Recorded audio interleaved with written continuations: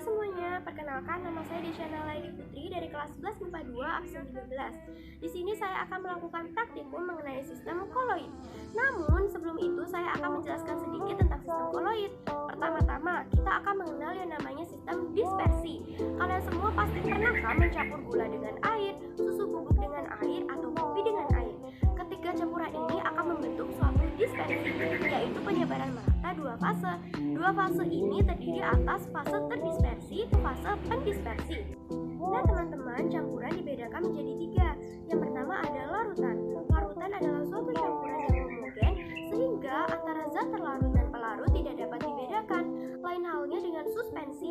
Suspensi adalah suatu campuran yang heterogen sehingga fase yang dicampurkan dapat dibedakan dengan jelas. Nah, campuran koloid itu yang seperti apa sih? Kita ambil contoh dari campuran antara susu bubuk dengan air. Secara kasat mata, kita akan melihat bahwa campuran tersebut terlihat seperti larutan, sebab tidak terdapat partikel-partikel yang jelas seperti yang terdapat pada suspensi. Namun, koloid ini bukan termasuk dalam larutan maupun juga bukan termasuk ke dalam suspensi. Pengelompokan sistem koloid, seperti yang kita ketahui, terdapat tiga fase zat. Ada zat cair, padat, dan juga gas. Ketiga fase ini dapat dibuat menjadi 9 kombinasi campuran fase zat.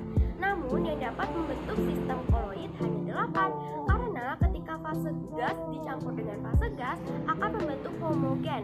Jadi hanya memiliki satu fase sehingga tidak dapat membentuk sistem koloid. Untuk lebih jelasnya, kalian dapat melihat tabel berikut ini. Sifat-sifat sistem koloid antara lain adalah efek Tyndall, gerak Brown, absorpsi, koagulasi, koloid liofil dan koloid liofov, koloid pelindung, dan juga dialisis. Di antara sifat-sifat tersebut ada sifat yang tidak dimiliki oleh sistem dispersi yang lainnya, yaitu efek Tyndall, gerak Brown, absorpsi, dan juga koagulasi. Yang pertama, efek Tyndall. Partikel koloid akan memantulkan dan menghamburkan cahaya yang mengenainya sehingga cahaya tersebut akan terlihat lebih terang. Jika kemudian cahaya tersebut ditangkap oleh layar, maka cahaya pada layar tersebut akan terlihat lebih buram.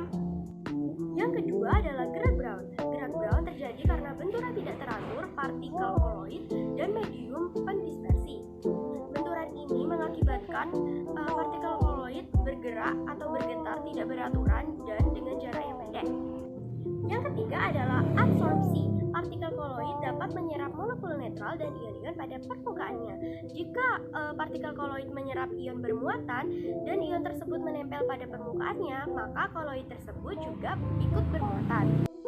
Yang keempat adalah koagulasi. Koagulasi ini dapat terjadi karena pemanasan, pendinginan, perubahan elektrolit, pembusukan, pencampuran koloid yang berbeda muatan, dan juga karena elektroforesis.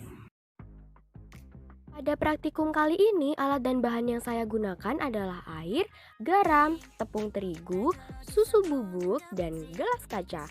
Selain itu, saya juga menyiapkan sendok dan juga senter.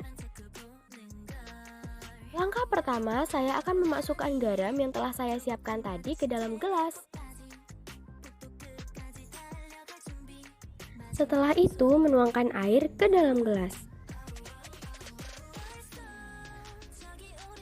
Lalu aduk menggunakan sendok hingga tercampur merata.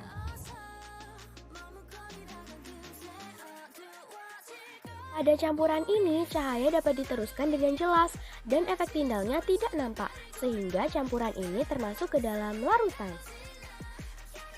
Selanjutnya, kita akan melakukan pencampuran antara tepung terigu dengan air.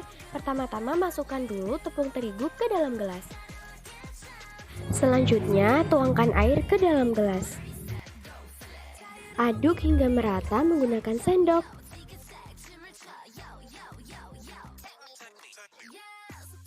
Pada campuran ini, cahaya tidak dapat diteruskan ke sisi lain gelas. Ini merupakan sifat dari suspensi. Yang terakhir, saya akan melakukan pencampuran antara susu bubuk dengan air. Langkah yang saya gunakan sama seperti pada pencampuran-pencampuran yang sebelumnya.